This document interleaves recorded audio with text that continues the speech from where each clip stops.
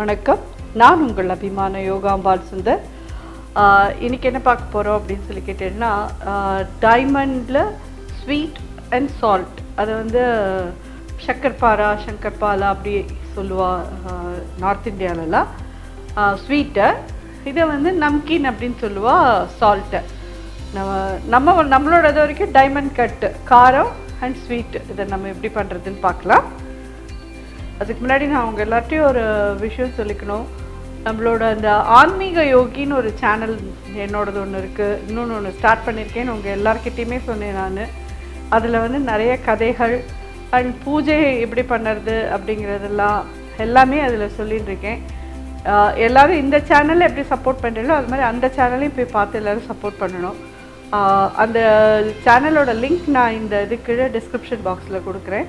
கண்டிப்பாக அந்த ஆன்மீக யோகி சேனலில் போய் அதில் இருக்கிற கதைகள் எல்லாம் கேட்டுட்டும் எப்படி இருந்ததுன்னு நீங்கள் எல்லோரும் கமெண்ட் பண்ணணும். இப்போ பண்ண ஆரம்பிக்கலாம். இது ஃபஸ்ட்டு வந்து சர்க்கரை போட்டது பெசைகிற மாவு, 1 கப்பு கோதுமை மாவு, 3/4 கப்பு மைதா மாவு,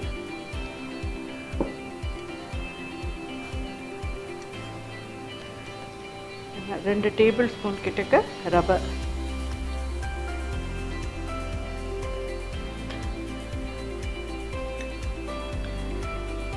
கொஞ்சமாக ஏலக்காய் பொடி,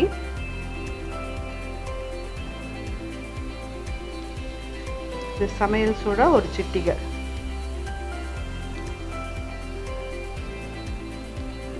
இதே மாதிரி இது சர்க்கரையை பொடி பண்ணி வச்சுருக்கேன், அப்போ தான் ஈவனாக அது மிக்ஸ் ஆகும்.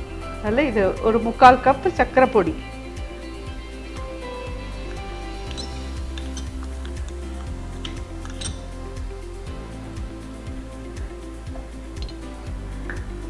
இதுக்கு வந்து 1/2 கப்பு நெய் விடணும்.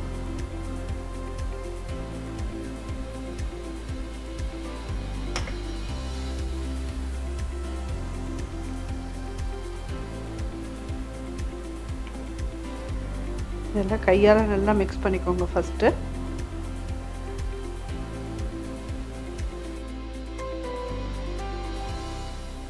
இதில் தண்ணி விட்டு பிசையலாம். தண்ணி இது மாதிரி தெளித்து தெளித்து பிசைஞ்சுக்கோங்க. சப்பாத்தி மாவு பிசைகிற மாதிரி பிசைஞ்சு வச்சிடணும். இது இப்போ இது ரெடி. அடுத்தது உப்புக்கு உண்டானதை பிசைஞ்சுக்கலாம். இப்போது காரத்துக்கு வேணுங்கிறது பிசைஞ்சுக்கலாம். அதே மாதிரி 1 கப் கோதுமை மாவு, 3/4 கப் மைதா, 2 ஸ்பூன் தான் போட்டிருக்கேன் ரவை, உப்பு, இது ஓமம், மிளகாப்பொடி. இதெல்லாம் உங்களுக்கு எவ்வளோ காரம் வேணுமோ அவ்வளோ போட்டுக்கோங்க. 1/2 கப் நெய். இது வெறுமை இப்படி நெய்யை விட்டு பிசையத்தையே பார்த்தேன்னா உங்களுக்கு இப்படி லட்டு பிடிக்கிற மாதிரி இருக்கும். இந்த ஸ்டேஜில் அது இருந்தால் தான் அழகாக கிறிஸ்பியாக கரகரகரன்னு வரும்னு அர்த்தம். இதுலேயும் ஒரு சின்ன சிமிட்டா சமையல் சோடா போட்டுருக்கேன்.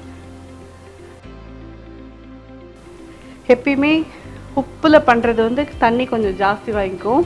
அது ஸ்வீட் வந்து கொஞ்சம் தண்ணி கம்மியாக வாங்கிக்கும்.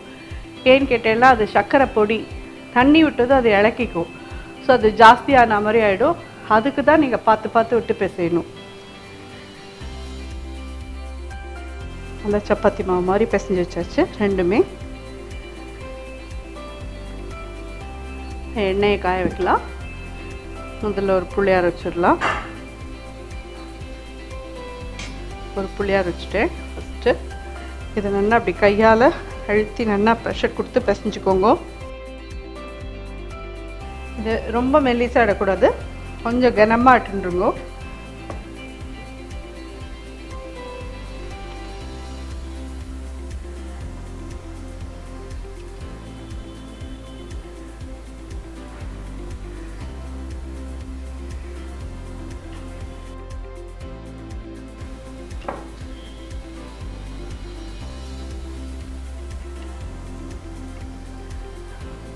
இது இன்னொரு டிப்ஸ் என்னென்னா, இது மாதிரி பண்ணி இட்டு போட்டு நீங்கள் காய வச்சுட்டு ஒரு 15-20 நிமிஷம் கழிச்சு இதை வந்து பொரிச்சேல்னு வச்சுக்கோங்களேன், நல்லா ஃபாஸ்ட்டாக பொரிஞ்சிடும், எண்ணெய் ரொம்ப குடிக்காது, ரொம்ப சீக்கிரம் கிறிஸ்பி ஆகிடும்.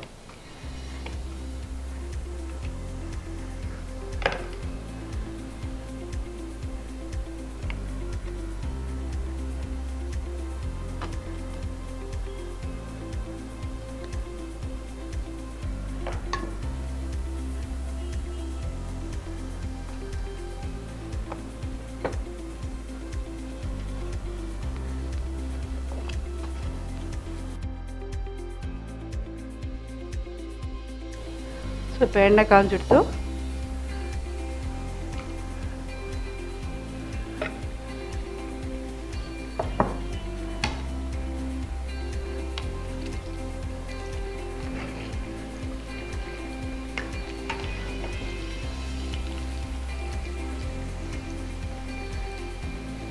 இது எல்லாருக்கும் புரிஞ்சிருக்கும்னு நினைக்கிறேன். 1 கப்பு கோதுமை மாவு, 3/4 கப்பு மைதா மாவு, 3/4 கப்பு சர்க்கரை பொடி, பிஞ்ச் ஆஃப் சோடா உப்பு, ஏலக்காய் பொடி 1/4 டீஸ்பூன், நெய் 1/2 கப்பு, ரவா 2 டேபிள் ஸ்பூன் போட்டிருக்கேன். இதுக்கு நல்ல பபிள்ஸ்லாம் அடங்கி ப்ரௌனாக ஆகணும்.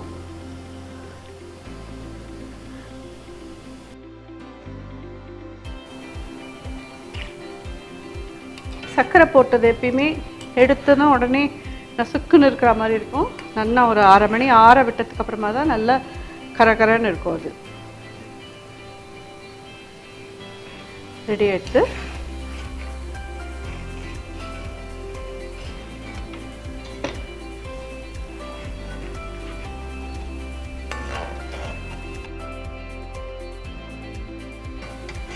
இப்போ ஸ்வீட் ரெடி ஆயிடுத்து. நெக்ஸ்ட்டு காரம் பார்த்துடலாம். இது வந்து நல்ல மெல்லிசாக இட்டுக்கலாம். அது எவ்வளோ கனமாக வேணும்னு அதளவுக்கு இது நல்ல மெல்லிசாக இடலாம். நல்ல மெல்லிசாக எவ்வளோ பெருசிட்டு இருந்துக்கே மேங்கோ.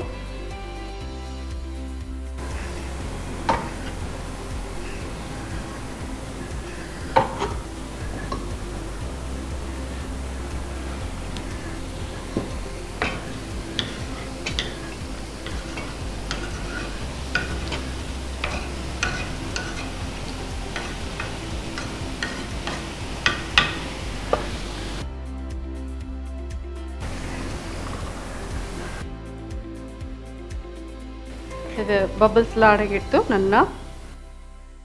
பட் இது எடுத்ததும் இதோட சத்தம் அப்படி தான் இருக்கும். ஆற ஆற நல்ல கலகலன்னு ஆகிடும். இது உங்கள் எல்லாருக்கும் யூஸ்ஃபுல்லாக இருக்கும்னு நினைக்கிறேன்.